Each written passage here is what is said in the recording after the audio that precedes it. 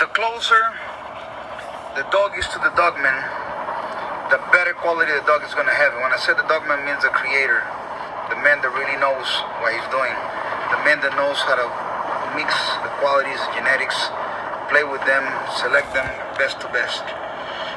The closer the dog is closer to a man that has a pedigree full of merits that he can be measured by, the accomplishments he accomplished in life within the breed, we understand this high standards, high level. That good person, call me and I'll make you happy.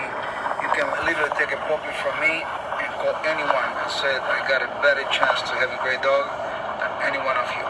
You can literally call somebody that's been on the dog for 30, 40 years, and right off the top, you're on top of the world.